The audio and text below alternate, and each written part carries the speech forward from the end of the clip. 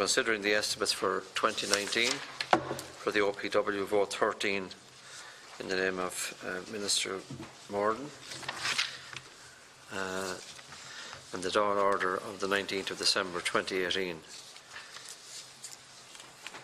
So it's vote 13, Office of Public Works. Minister, if you'd like to make an opening statement. Thank you very much. As Minister of State at the Department of Public Expenditure and Reform, with special responsibility for the Office of Public Works and Flood Relief, I welcome the opportunity to be here today before this committee to discuss the functions of the Office of Public Works and the 2019 gross allocation of just under 467 million. Within this allocation, Programme A, Flood Risk Management, receives an allocation of just under 112 million. With the ongoing challenge of climate change and more severe weather, this allocation is most welcome in supporting both capital infrastructure and non-infrastructural work to mitigate against flood nationwide and to provide a much-needed protection to homes and businesses. As you are aware, 29 flood risk management plans were published in 2018. These plans contained 118 new projects to be progressed over the next decade, would provide protection to 95% of those properties assessed in the plans to be at significant flood risk. The first phase of the implementation has commenced, including 57 projects to be advanced by the OPW and the local authorities, consisting of 26 minimum to major schemes with values between 1 million and 40 million, and 31 smaller projects with individual valuations of under 1 million. The remainder of the project shall proceed over the course of the next 10 years. In addition to this, the OPW continues to implement the programme of capital flood relief, which has 10 projects currently at construction stage and a further 24 schemes at design stage or planning stage. These new flood relief schemes, together with those 77 schemes already complete or underway, will provide flood protection to approximately 33,000 properties at risk from significant flood events. Programme B, within the 2019 estimates, provide funding of 355 million for the estimate state management. This facilitates the works of the OPW in providing accommodation primarily but not exclusively for office use across 17 government departments to An Garda Síochána and many state agencies. The current OPW office accommodation estate comprises of 870,000 square metres accommodation, approximately 40,000 civil servants. Estate management also supports funding for heritage sites and monuments. In 2018, we have again seen an increase in visitors' numbers at heritage sites and the corresponding increase in exchequer revenue. The Culture and Heritage Estate managed by the Office of Public Works continues to play an important part in Ireland's tourism infrastructure, and the OPW is happy to play its part in ensuring that visitors to Ireland who want to experience these sites will have a full, fulfilling and engaging experience. As an example of the commitment of the Office of Public Works in this area, it is highlighted in the nomination of the OPW managed sites in recent awards. Kilkenny Castle, Newgrange and Phoenix Park were nominated in Ireland's Local Favourite Attraction in Ireland's Independent 2019 Readers' Travel Awards, with the Phoenix Park selected as the overall winner. This in addition to the Phoenix Park receiving the Gold International Large Park Award from the World Urban Parks Organisation. I have provided a brief outline of the broad-ranging essential works carried out by the OPW on behalf of Government, and I am more than happy to take questions on the OPW 2019 estimate. I also wish to express my appreciation for the committee's time and the input in considering the valuable output and the achievement through this funding. Thank you very much, Chairman. Thank you, Minister. Deputy Burke. Thank you, and the Minister is very welcome here. There are a couple of things I think I would like to be enlightened on, if possible.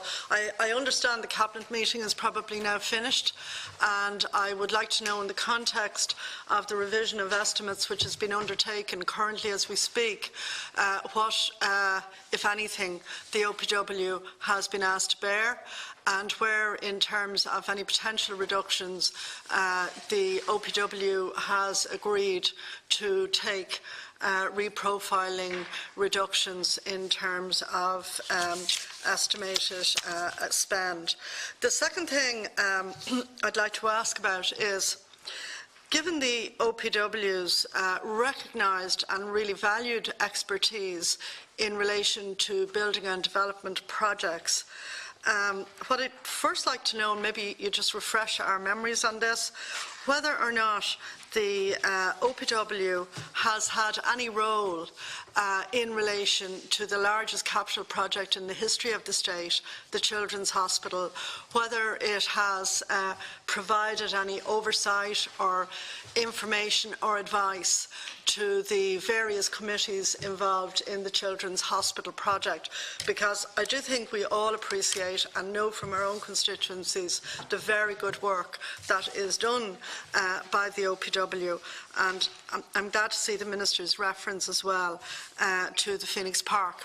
The second issue on which I would expect the OPW has some expertise as a consequence of the work you're engaged in is, what is your estimation of building inflation? What has it been at in terms of your experience for the last 2 years, given that a lot of your projects work on a contract basis, so you're well used to dealing with contractors, and given as well that on the Children's Hospital we've heard some pretty staggering in construction cost inflation figures. So I'd like if you would tell us about the OPW's experience in terms of building inflation. And thirdly then, just specifically in relation to our last discussion about the Phoenix Park, first I'm glad to see that the Phoenix Park has won another award, but I would like to know what progress has been made in relation to the issues that we raised at that stage, which was to identify in greater detail the costs. And in particular, as you know, there are a significant number of park gates where there was to be a job done on the park gates to have them reinstated and restored. That's a project the OPW has been waiting on for a number of years. What's happening to that? Is that likely to fall victim to the cutbacks that are being discussed in government at the moment, or can you tell us where those cutbacks are likely to be? Another project that the OPW has announced is the bridge over the River Liffey, in the context of linking the Phoenix Park with the War Memorial Gardens via the Lower Road. And if you could tell us, that is going, I understand it, to competition. If you could tell us where that is at, and whether or not, in terms of the revised scheduling and cutbacks in allocations, whether a project like that is likely to suffer. Similarly, communities around the country extremely anxious about flooding programmes. We know there are large-scale flood programmes in different parts of the country. Are any of those being rescheduled in terms of the cutbacks that the government has indicated arising from the runaway cost with the Children's Hospital project? Thanks, Deputy Minister. Thanks very much. First of all, there's no word back in relation to Cabinet, to my department, in relation to the funding. It's widely spread out there that a number of departments have been asked in relation to cutback in relation to allocation. The word on the ground is in relation to my own department. The word that I've been told is 3 million, but I haven't. That's with Cabinet, and I haven't got any word back on that. To answer, I suppose, in terms of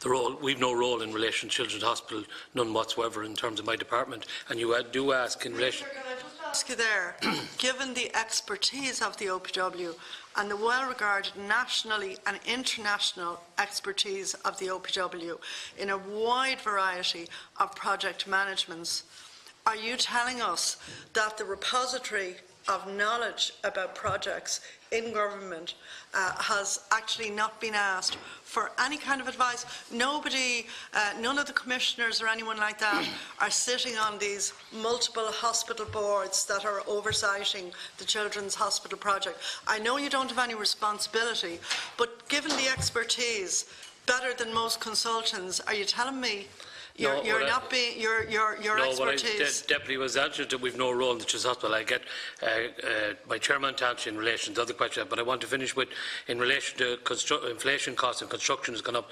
3.95% nationally. So it does. 3.95% nationally. So it does have an impact. When we go to price a job, it does have an impact as we go forward. And of course it's going to have an impact because as we see schemes being developed and delivered on, in some cases where a scheme that we announced some time ago, there would be inflation costs. It might put it up some extra funding in relation to, sorry, it's up to, I'm reading it wrong, it's 12%, sorry, 12%. So, I mean, can I just ask you, Minister? Sorry, just 1 second. Yeah. 12%.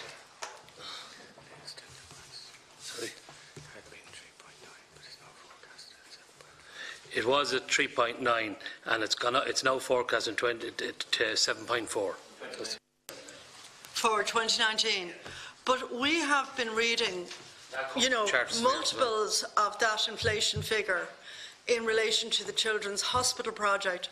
Again, going back to your own expertise, because the projects you have listed here in these papers are complex, wide-ranging.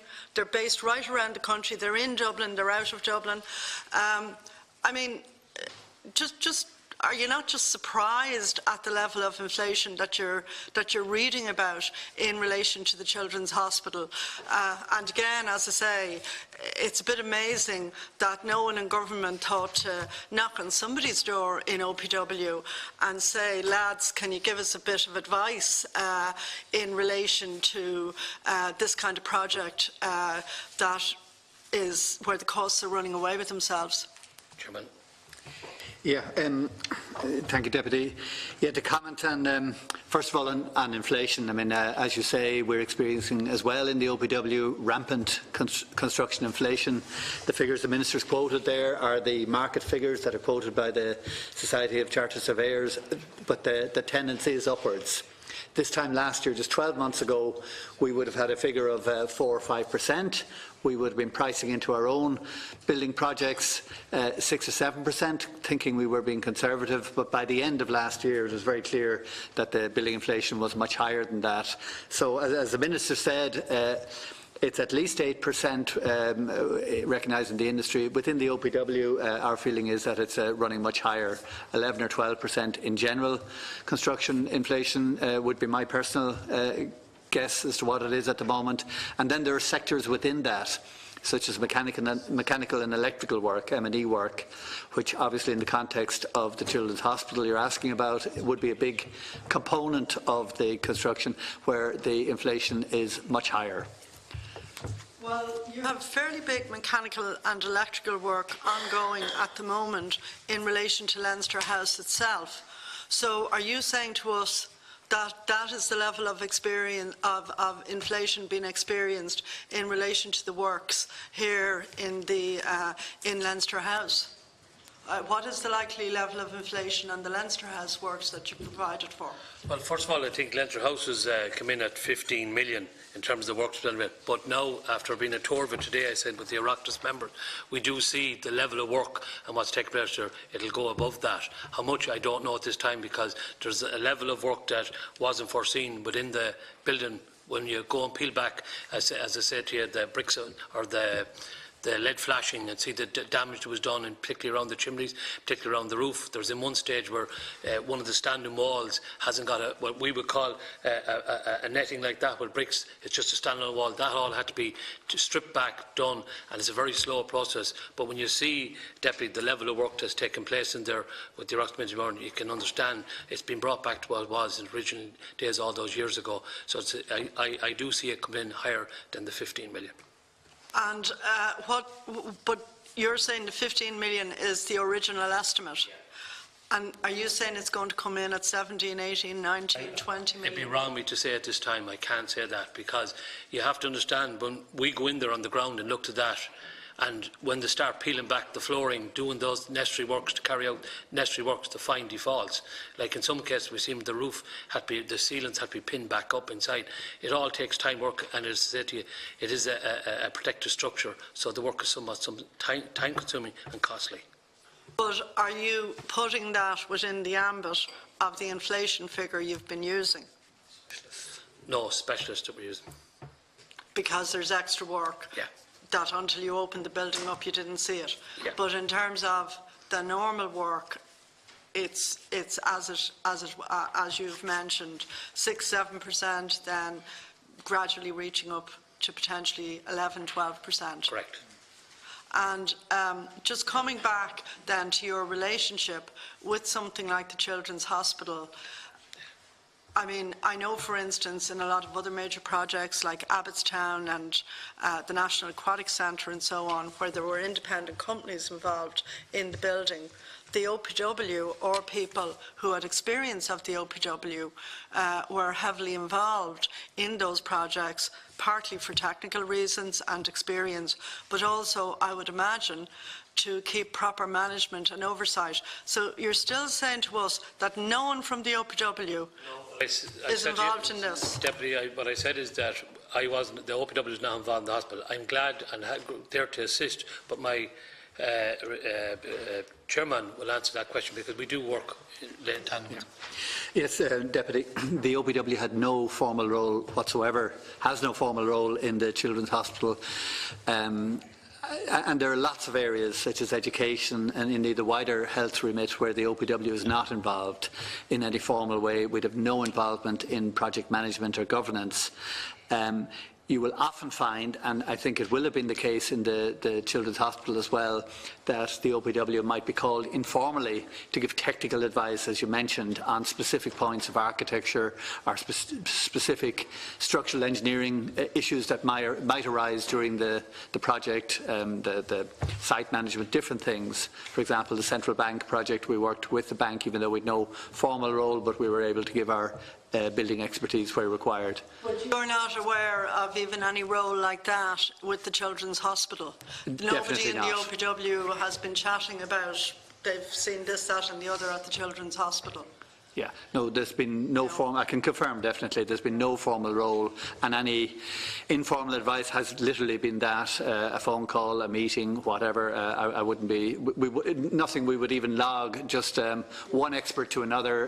Can you suggest something here? Can I ask you as well, that now that you've mentioned the Department of Education, I'm sure you read with interest or you're aware of the schools where there was a major scare in relation to serious defects being identified, particularly in schools in Fingal in Dublin North and also in Dublin West at Tyrrellstown. And again, while I know they were design-build contracts of their time 10 plus years ago or more, I understood that perhaps the OPW had latterly given some advice in relation to some of what had happened there. Thank you, Minister. I'll take that. No, in the past the OPW has been involved in building schools and educational establishments, and there is a residual programme, I think, of 6 educational schools that we are completing or have completed. In relation to the so-called Rapid Build school programme, the OPW wasn't involved. The Department of Education have a very sizable construction expertise and architectural expertise of their own right, in their own right for that, and since those issues have emerged, we haven't been involved in the analysis, inspections or investigation of the issues. As regards the gates, it's gone out to contract or tender in relation to the gates of Phoenix Park, and as regards the bridge going across the Liffey, that is at a competition. I'll get you a better note on that later, Deputy. I'll send it on to you. When do you expect the gates to be done, or could the axe fall in the context of current cutbacks? Quarter2 of this year. Quarter2 of this year. Thanks, Deputy Burton. Deputy McGrath. Yeah, thank you very much, Chair. I'd like to welcome the Minister and his officials. Minister, you said the word on the ground is that you'll be required to cough up €3 million from your budget in the current year. Have you been formally notified by the Department of Public Expenditure and Reform that that is the anticipated ask? No, I haven't. No. So how did you learn of the €3 million figure? We've been. I know they're looking for a sum of €3 million, but until it's approved by Cabinet, I can't say if it's yes or no at this moment in time. Okay, but I'm asking you, how do you know? I was informed by Minister Pascal to know. Okay, so you were informed by the Minister. And where might you find that €3 million for looking at your estimates? So well, I suppose in the outset, the other deputy asked a question in relation to schemes. Would schemes suffer right around the country? No, they won't. I got an improvement in relation to my allocation of an extra 9 million. I'm losing 3 million of that. But the lead-in period to most of the schemes, and to give you an example, like if you take Carrigan Shannon, for instance, they announced 9 million there last October, and if that work was to start today on the ground, they'd probably only draw down maybe 1 million of that in the current in 2019. So the lead-in period to allow me, it gives me the scope to do that. I would say, Deputy, as people know, I'm hands-on in relation to flooding. I may have 1 or 2 ideas I'd like to spend more money on in terms of that type of money on other ideas that I have myself, and they may be shelved for me at the time being. But I'm happy to say the schemes that I have announced, or the ones that are going to be announced, I'm happy that they won't be touched in any way. okay, so where are you going to find the 3 million? Well, as I said to you, it'll be spread out. It'll be spread out in terms of if some schemes may be delayed somewhat. When I say delayed, maybe a month or 2, but I don't see it pending, because I don't need the money, as I said to you, straight up, the whole 9 million based on what I got. I'm happy to say that none of the schemes will be interfered with. So you have a capital spending estimate in 2019 of 182 million, is that correct? So about 76 million is flood risk management, and about 106 is estate management. So where is the axe most likely to fall? Will you be looking under the flood schemes, or the estate management, or other projects? Well, first of all, I don't know yet, is the quiet answer, but as I said to you, I don't, and I'm saying to you, no schemes will be touched in relation to the announcement we made in relation to schemes. I don't see them being touched because of the lead-in period I just explained to you, the lead-in period to start the work.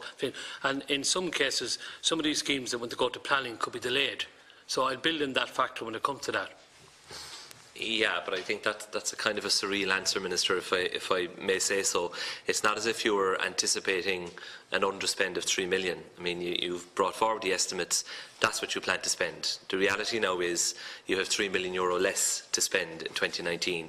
So there's money that won't be spent that you had intended to spend. So that's going to have an implication. Like, there's no point talking around in circles. I mean, you might as well spell out where you think you're going to find that saving. Well, it's going to be hit in relation to the flood relief. That's what right. I said. So it'll be the flood side. But as I said to you, I haven't got what came back from Cabinet at present, and I have to go through it indeed to see what, and then look at where I make the cuts in relation. But as I said to you, schemes, I don't see them being affected. Okay. But at any point in time, do you have more schemes shovel ready than you have money available for? I mean, I know you have a pipeline of schemes going through planning and so on, but I would imagine, if Minister Donoghue had come to you a few weeks ago and said, Minister Moran, actually we can give you an extra €20 million for 2019 for schemes, like, would you have been in a position to spend it? Well, I have a big capital programme, as you know, up to 2020. I have a huge capital programme, and I have 1 billion over 10 years, and I tend to spend every penny of that. Would I like more money? Of course I'd like more money. Every minister in each department, but do you have the projects that are at an advanced stage that could absorb that money? I have projects. You have? I have projects. Okay. But I still, so as I said... So the constraint is money, is the point I'm getting at? Well, no, I have no constraint in relation to money at this time. None. But I thought you said you had more projects shovel ready than you have money available for it. But what I have at present in relation to schemes that's announced or schemes on the way, I have enough money to cover them. As I said to you on the outset, the lead-in periods to those schemes I can observe in relation to that the loss. As like any minister, I'd like to be able to spend my full allocation. I fought hard to get that allocation. Yeah. So in summary, the impact is likely to be a delay in certain flood relief schemes. Correct. And the delay would be of the order of weeks or months, as I think the Taoiseach and the Minister for Finance have both said. I'd say weeks. You would say weeks in the case of your vote. Yeah. So will you have to come back here when you do find the 3 million with revised estimates? I know there was an ask that this meeting not take place, and the view of the committee was it should take place, so that we can ask these kind of questions before decisions are made as to where the axe will fall. So will you need to come back with revised estimates when the 3 million is found? I think that's a matter for the chair and the committee rather than me make that decision. The answer is yes. Yeah. Okay. So the answer is yes. Just to pick up on Deputy Burton's point about construction inflation, and Mr Buckley, you were very helpful in your answers there, and there were a number of different figures given, but you gave us your sense from the OPW's perspective that construction inflation is possibly running as high as 11 and 12%. That's your current experience in terms of tenders that you're going out for at the moment and so on. Yeah, and feedback we're getting from the market. And that expresses itself in different ways. We're seeing some big contractors choosing not to bid for particular contracts because they're saying they're absolutely full, they can't get staff. So, and I'm not going to ask you to comment on the Children's Hospital, but I'm trying to use your knowledge to improve our own understanding of how this works.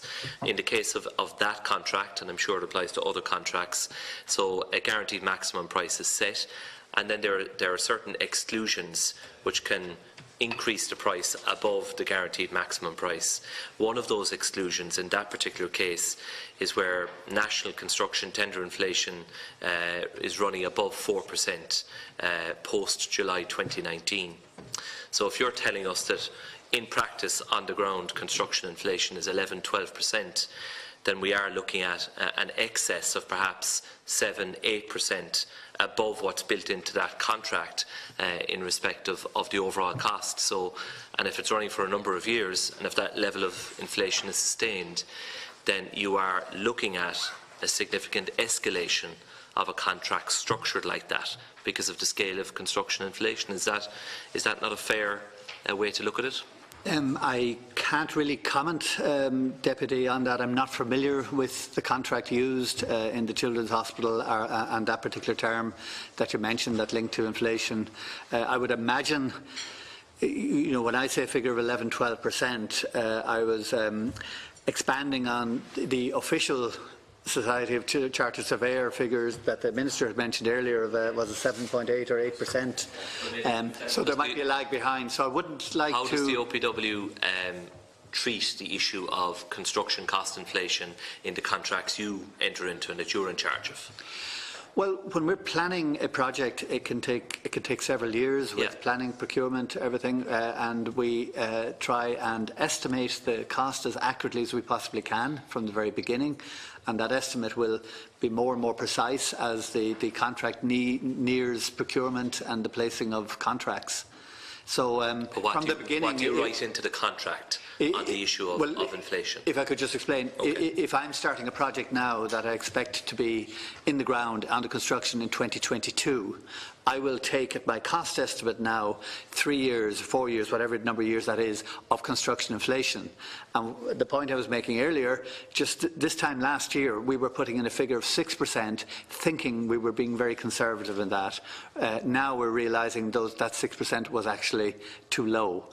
And that cost estimate is redone several times until you get to the only definitive cost is actually going to procurement and placing contracts. And on the type of contracts that the OPW would typically place, for us a project of 100 million would be a very large project, and it is a point in time. You as a contractor, you bid your price, it is a fixed price for that contract. So really the ultimate determination for the contracts we would place would be the competitive process and the tenders out there. And up until the time we go to competition, we're estimating the price, and then 5 tenders might come back and we know it exactly. But in the contract itself then, would you put in inflation at a certain figure and say up to that figure, it is the contractor will have to absorb that level of inflation, but inflation above that certain figure is a legitimate extra claim by the contractor? Like, do you write that into your contracts? No, we don't. You don't? We would have a fixed price contract. I've never come across that arrangement in an OPW contract.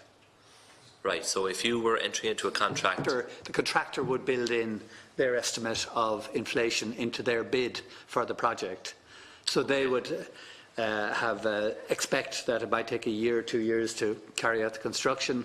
They would estimate the cost of labour, the cost of materials during that time. You would regard it then as a fixed price contract, but with some exclusion, such as, in the case of Leinster House, the nature of the works that are discovered and so on. Yeah, I mean, it is a very difficult area, Deputy. You're talking really about managing risk there. Yeah. And we have tried to move to a situation of fixed price contracts where the risk is carried by the contractor, which is the situation I'm flagging. It's very difficult to make that work, particularly for large contracts. And particularly for complex. The one we see in the OPW most often is something like a heritage building, like Leinster House, where you cannot spec in detail exactly what work is involved until you go in and get below the surface. Okay. Or the other one we have all the time, and the Minister knows it very well, is flood relief projects, where every river is different, and it is very difficult to anticipate the technical problems that are going to arise. So it is very difficult to work with fixed price contracts. A lot of the current theory is that the risk should be shared in some structured way between the contracting body and the contractor. Mr. Buckley, what I'm struggling to understand is the fact that the OPW sits within the Department of Public Expenditure and Reform, which also hosts the public procurement and the overall management of state contracts. You're saying that as the property arm, the OPW does not use a contract model which provides for the contractor being compensated on an ongoing basis for construction inflation above a certain level. You don't use that model, and yet in the case of the National Children's Hospital, that is a key part of the contract, which your parent department was clearly very involved in terms of the drafting. So there are two very different ways of managing contracts. There are several different ways of managing contracts, and so we would be party to the continual review of the government form of construction contract that is managed by the Department of Public Expenditure and Reform, and over time there would be a number of variations of that. But as I say, our experience in the OPW, we have used variations ourselves in the heritage area, but 99 times out of 100 we are using the straightforward fixed price contract, Final question, which if works I may, for most Chair, of our for Minister Moran. work. I know you have raised the issue in the past of insurance, and you've engaged with the industry, the insurance industry, in relation to areas where OPW schemes have been completed. And they've provided certain statistics to your department about the level of coverage for flood insurance in those areas, and they claim it to be very high. I think from memory it's probably 80+% is what they would argue. Is that an issue that your department and the OPW is continuing to work on? And in drilling into those statistics a little bit more, have you got a handle on properties which were previously, because of their low-lying nature, in areas prone to flooding, but which have now benefited from a flood relief scheme completed by the OPW and which has proven to be successful? Do you have a handle on the proportion of those properties that are now able to get flood insurance? Because it seems to me that the statistics being given by the industry to the OPW and to the department, are taking account of properties that always had insurance. They might be 100 metres up a hill, but I'm talking about the properties that are low-lying, were at risk of flooding, may have flooded before, but now benefit from the scheme, which was funded by taxpayers and has proven to be successful, but they still can't get insurance. That's my point to you. But, Deputy, and as you know, I met with the insurance company, I think is on 2 if not 3 occasions. I'm working very closely with Minister Peel in relation to the insurance industry, or Deasy in relation to the insurance industry. What we have seen, and there are people, we've worked with the insurance company, but where we have seen where schemes are being built, where people are telling us, where I visited places and spoke to people, they are seeing, yes, it's slow, but they're seeing the insurance company starting to insure them. And I see that regular as I travel around the country in cases like that. But we have seen a bigger rate take where OPW has gone in and build defences. We have then seen insurance companies working with the people to get insurance. And I say that to you because I know of a great number of people that I've met reps for and spoke to, and particularly even up here in recent days in the Dollar in Dublin, where I see people that couldn't get insurance now getting insurance through the insurance companies. And that's where we have flood defences in situ. Thank you. Okay, thanks, Chair. Can I just clarify, Minister, rising from the question put by Deputy McGrath? You say that the overall cost of works at Leinster House will increase from 15 million. Is that correct? I would say so, yeah. And what do you base that on? Based on, Deputy, it's like you going to do a job in your own... Not with the figures. So where do you get the figures to... The reason why I state that, I was travelling around Leinster House this morning. I asked questions myself in relation to what I would see the level of work that's taking place there. And when you get a tour, particularly when the architects show you, as I said to you, just in around the chimney, for instance, when you peel back the lead flashing and see the level of damage done behind that. In other areas where you see, take off the plaster, walls are cracked. I understand that. I'm talking the figures. Sorry? Tell me, okay, you see that physically, but have you quantified the level of overrun in terms of the 15 million? Do you envisage or do you guess that it's 5 million, or have you actual reports from the contractors or individuals on site to say, lads, this is going to cost X percentage more? Because you can't guess these things, so can you... Yeah, no, definitely. Establish the figure that's going to increase. Definitely not. That particular contract, because it picks up on Deputy McGrath's question earlier on, because we're dealing with a building from the 1750s, a very old building, it was always clear there was going to be additional works, or there was going to be challenges technically as a project went on. So a particular method has been worked out in detail that is very solid and gives us very good cost oversight and control as to how to deal and how to include any particular element. So, what figure do you estimate out of that control system that it will cost over and above the 15 million? The reason the Minister or I don't have an accurate figure, Deputy, is because the works are not complete. As the Minister said, and I was with him this morning, we were doing a tour with the houses of the Oireachtas, and the architects were able to explain to us that they have now gone through maybe 90% of the house and uncovered the different things and reduced the risk to very little. There was one, I can't remember exactly, it might have been the chimneys the Minister referred to, that they still have to fully investigate. And so when that is done, we will know the time scale and we'll know the cost. You have a possible overrun on the Leinster House project. And I understand why. That's not the question here is about the overrun. So on one hand, you have an overrun on the 15 million. You then have the construction inflation and so on that may kick in on that overrun. You have a request from the department to public expenditure and reform, presumably, to cut back on your works to the tune of 3 million. So the question was asked then by Deputy McGrath, how are you going to achieve this 3 million? And that state was telling us, there'll be a delay in starting some project and you'll achieve it that way. But if that were the case, then you would not have spent all your money in 2019. So would you have been handing back money to the department then in 2019?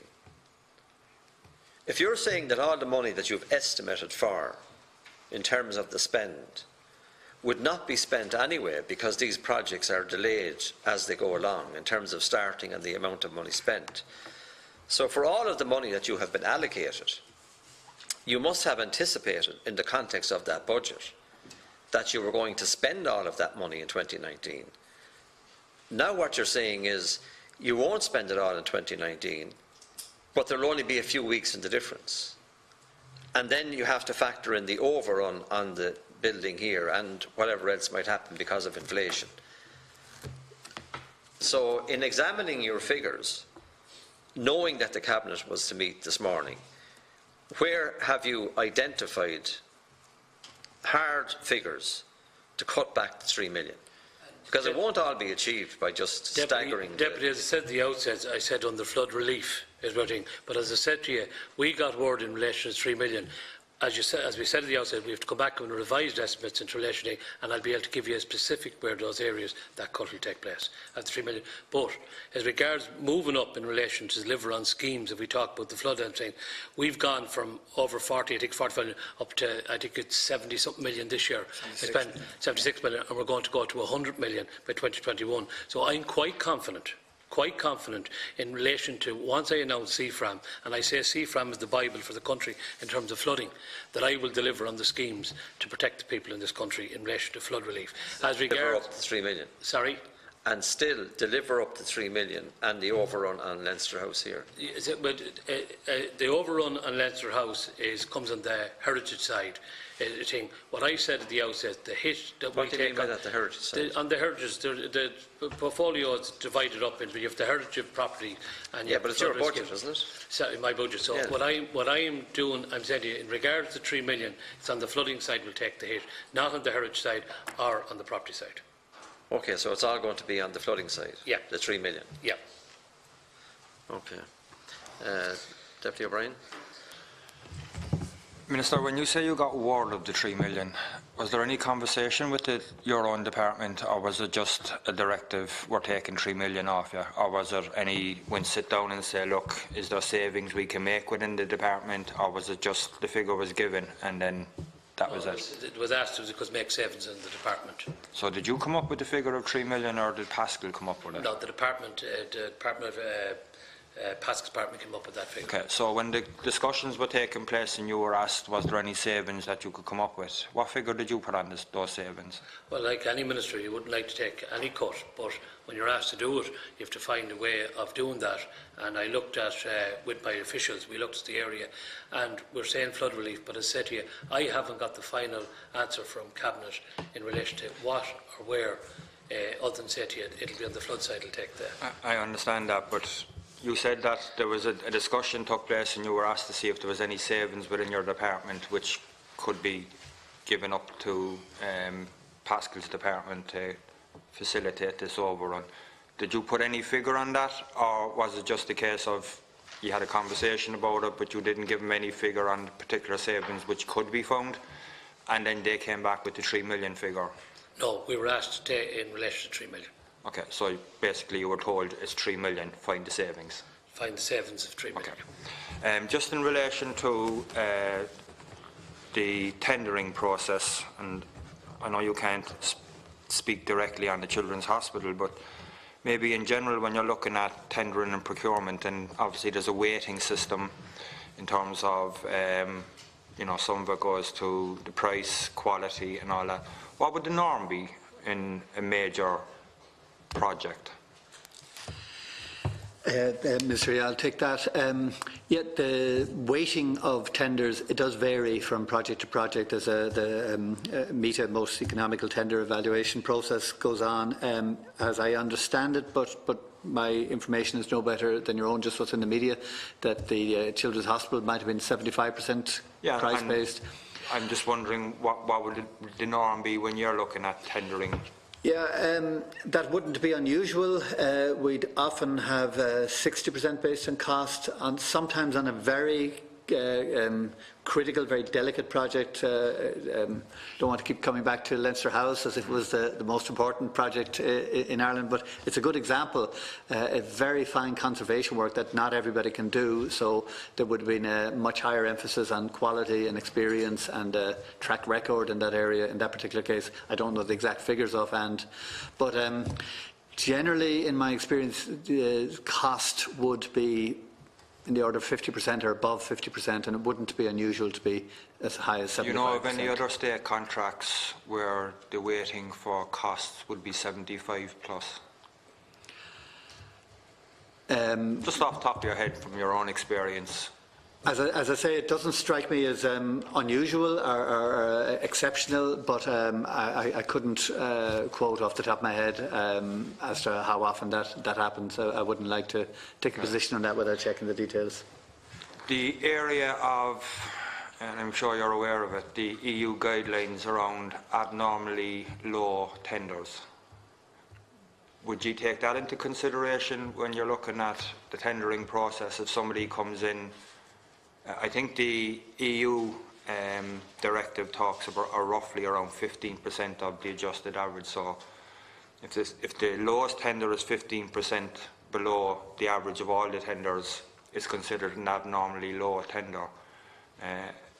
Do you do any work on that? Like if somebody comes in with a really low tender, do you look at it? Do you question it?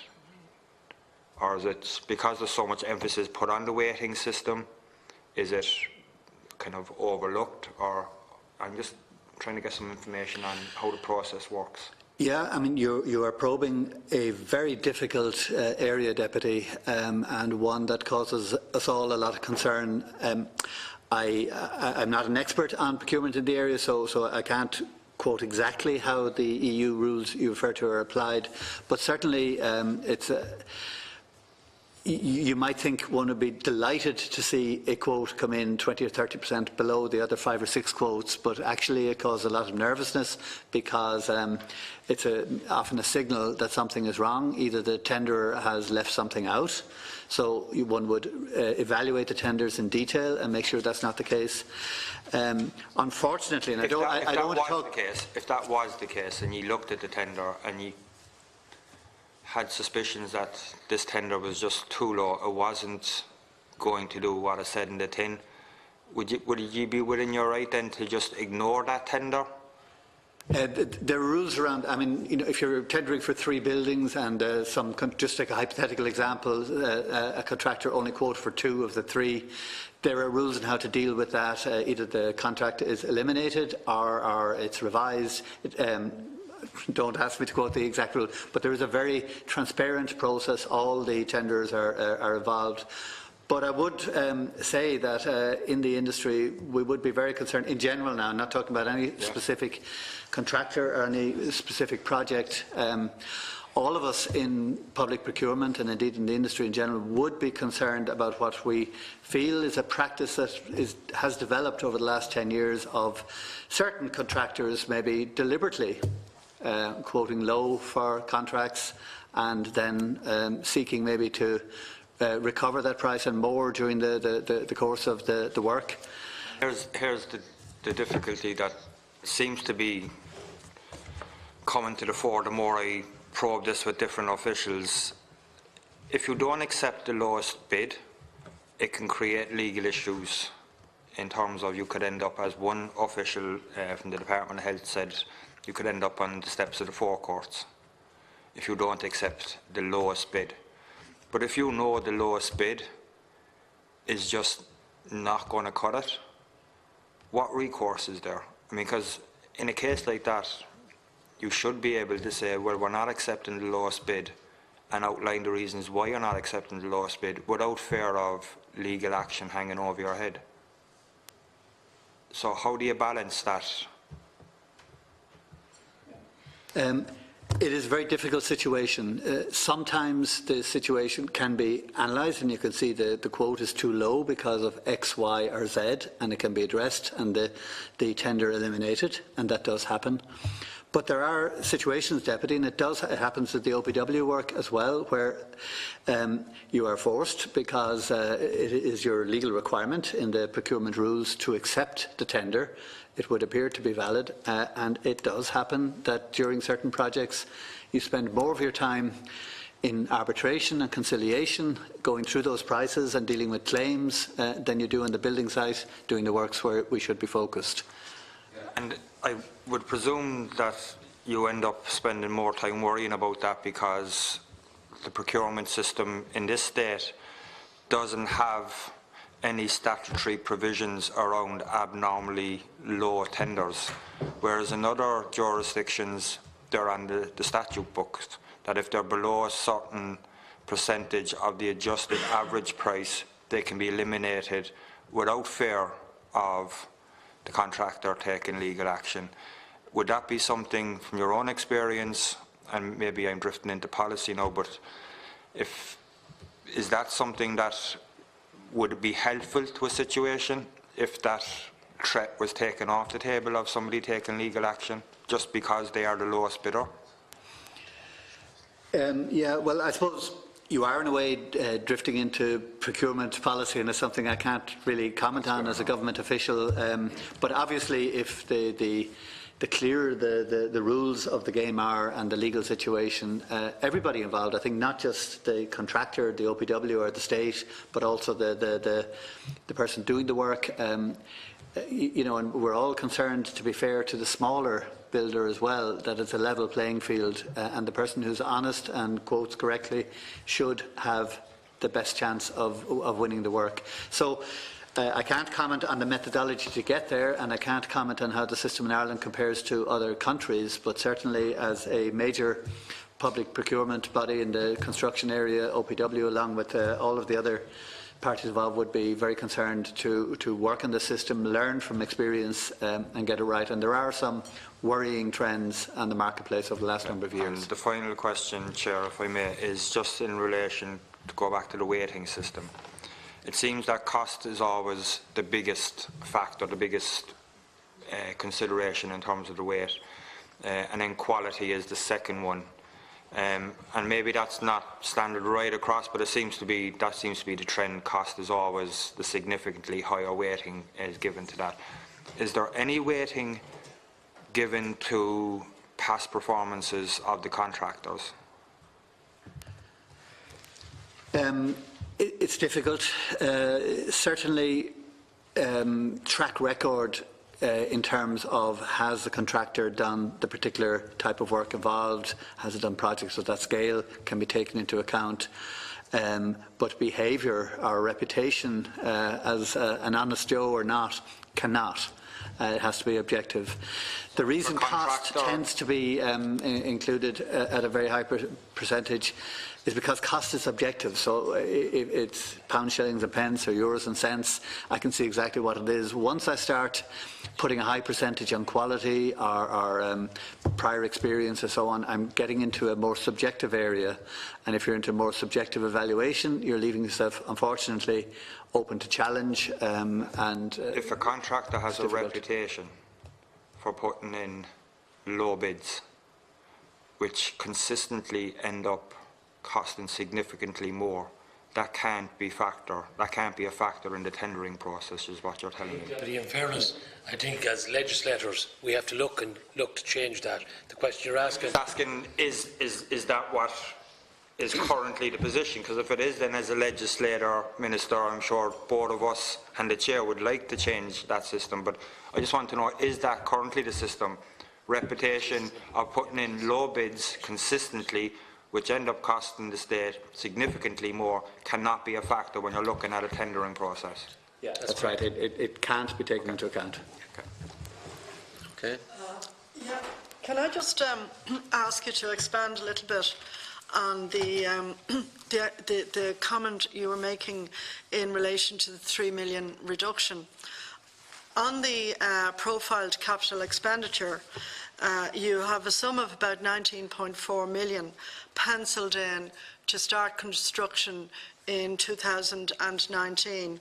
3 million in Blackpool, 6 million in Douglas, 5 million in Ennis South, 3 million in Glasheboy, 1.6 million in Lower Morale, and 0.8 million in Sandymount.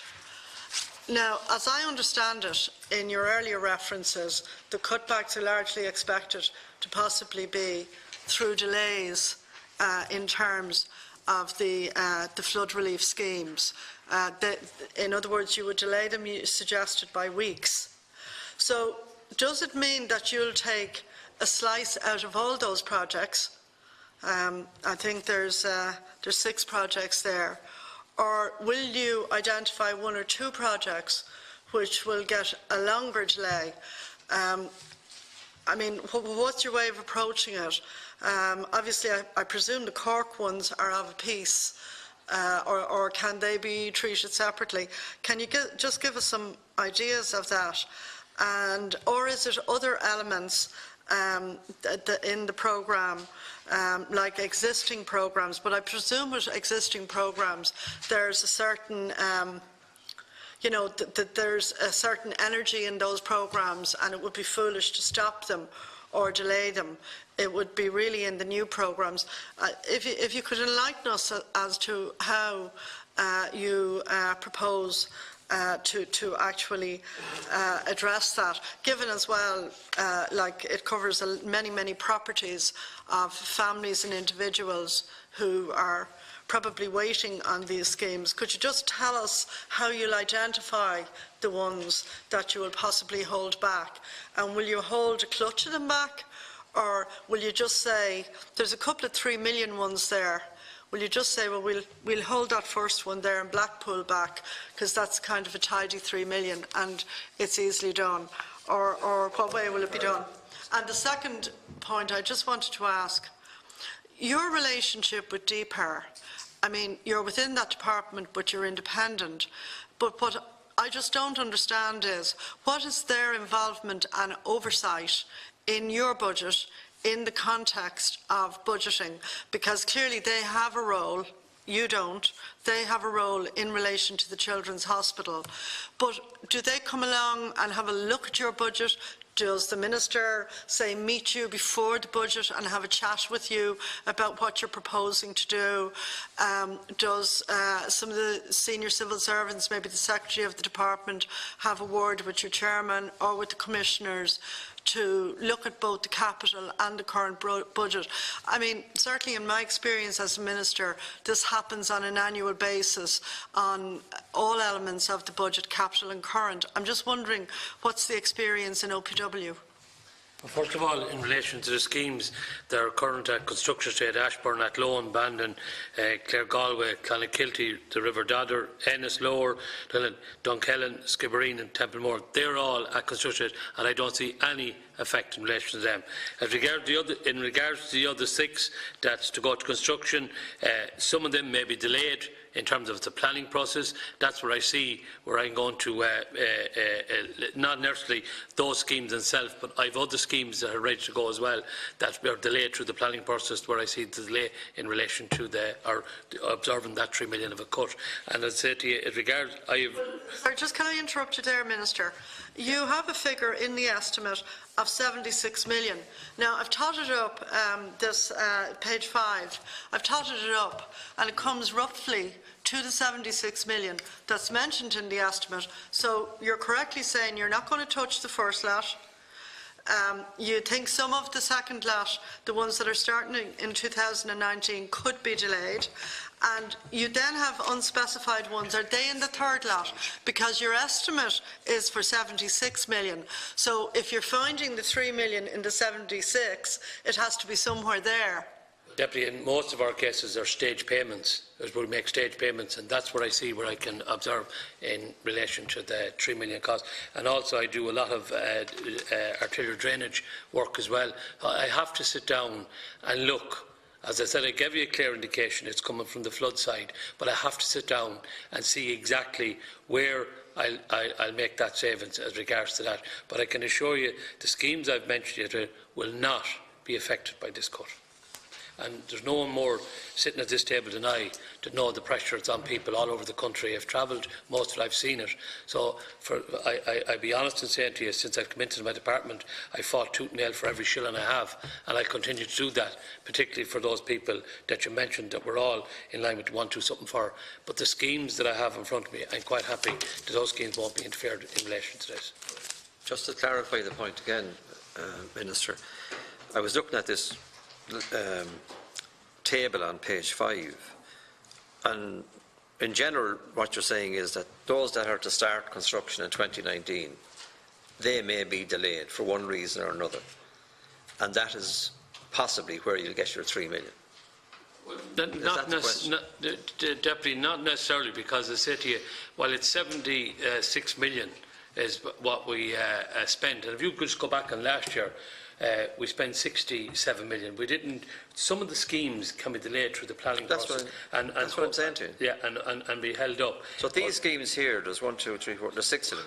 They may very well be held up. Oh yes, sorry, yeah. So it's in the fact that they're held up that you'll get your saving of 3 million. Yeah, well, that's yes. the point I'm Yes, making. sorry, Chairman. Okay. Yes. Can I just ask you a question in relation to on your website there is a report about flooding in different areas, as far as I am aware. And there was 2 areas in particular in Kilkenny City where one area hasn't ever flooded for 25 years, but they're using some report on your web, the insurance company, not to give a quotation for flood insurance. And as a result of that, the property owners in that estate are not able to sell their property. Well, Deputy, as you know, in relation to EU, we were asked to do a mapping exercise of the whole country of Ireland, and that's, as we all know now, is CFRAM. And CFRAM identified areas that are at risk in relation to flooding, and identified in a lot of the places where schemes can be done to identify to protection those people. In the areas that you're talking about, the first I've seen of that, I think you have a PQ in today in relation to that. In relation to that. But I can say to you, I can't give you the exact answer that you require, and say to you that most of the areas that are in CFRAM, there's a scheme to protect those people into the future. Those people, but in other cases, minor work schemes can run to Brian. But the map that you're asking me, that's out there, it's a flood maps that was done for the whole country, and it shows the risk. What insurance companies? My understanding from that is that it was not, that map or report was not to be used for commercial reasons. That's correct. And what would you say to insurance companies? Like, and this is a fact, this place has not flooded. They're there for 25 years. And now they cannot sell their houses because banks won't give mortgages where that map indicates that this may be. Deputy, could I point out to you is a thing, when we announced CFRAM, the most area at high risk is above and Loud, and they never flooded before. But they're at risk. And with respect, Minister, I don't get any votes up in Offaly or wherever you're talking about, but I am concerned about my own constituents. Deputy, you know, is there anything can be done for them whereby insurance companies just refuse? And I'm serious about this. They cannot sell their house simply because it indicates that property may flood. But the maps we gave are not for the use of the insurance company or anybody. So they shouldn't be used? They shouldn't be used. And if people find themselves in that position to be used, they should go to the Ombudsman in relation to that. But we do not allow.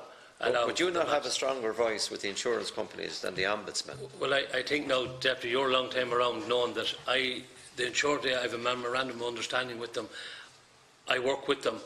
Where I build defences, I ask to come on board and ensure those people that where we build the defences for. In the question you asked me in relation to the area in question, like there's a PQ in front, but I gladly, I will be back in here in the revised to talk to you in relation to that to get a more detailed file. But I would stress that no insurance company should use that to hit people with in terms of increased insurance. Yeah. Okay, thanks. Sorry. Can I just ask a brief flood-related question? Can I ask you, what is the, if you like, the relationship between the CFRAM maps, the OPW and local authorities in relation to planning? Currently, there is an area, if you like, in the Talca Basin, in an area, again, this time in my own constituency, called Barnhill or Barberstown. And that has historically flooded significantly through the fields every 4 or 5 years minimum, and in every very heavy rain year. However, the council, and it is on the flood risk maps, but the council are describing the type of flooding as fluvial rather than any other kind of flooding, and they're saying therefore that in a significant part of it, because there is a railway line, that in fact there does not have to be any particularly in-depth examination of flood risk, because this is a particular type of flood risk. Now, the people who live in the houses there already all have photographs, as I have, of everything around there, including the houses being flooded. And yet, Fingal County Council in the planning is now saying that this flood risk does not particularly matter. So in that context, what is the, if you like, relationship between the OPW as one of the main advisory? The OPW for a long number of years, I think probably completed before you became Minister, a lot of flooding works in the vicinity of Dunboyne and the back of Castleknock, Blanchardstown, and in particular these two areas called Barnhill and Barberstown, and Westmanstown is another area. Now, the OPW did a lot of very specific drainage works, particularly in the tributaries of the Talca, which is, as people from the OPW will know, is a heavy flooding river. Its name in Irish actually means flood. And I'm really at a loss to understand this specific type of flooding doesn't seem, and it's been described as fluvial, it isn't being described as one which merits particular examination. And neither I nor other people, we've only received this in relatively recent days, but people are very concerned that there's now going to be a lot of property built there which will carry the same flooding risk as the properties that are currently there. First of all, I have a great relationship with all local authorities right around the country, and Fingal I've been in a number of times with different issues in relation to flooding, and I ask all local authorities to hear that where we have flooding, to either have a minor work scheme to take care of if it's an issue, or a general scheme.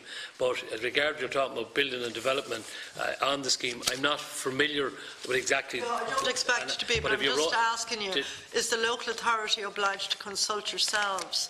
They always do. They always do consult with ourselves in relation to if they're coming in for a planning or they're coming in for something and there's flooding in the area, they will inform us and we'd give them a steer on it. But I as Minister, on this. yeah, thank you. Yeah. I'm going to conclude the meeting now because obviously you're going to be back to us to complete the revised estimate consideration. And before I do, I don't answer this question now, but for the next meeting, you might just give us, I was going through the figures there, you might give us a note on your legal costs and year to year, and a list of your vacant properties, if there are vacant properties. The security costs of one kind or another around the country, and you have a breakdown of the figures there spent on the RS. You might give us that as well. All right. Thank you very much. Thank you very much. This meeting is now adjourned until 9:30 on Thursday, 21st of February. Thank you. Thanks for your attendance, Minister.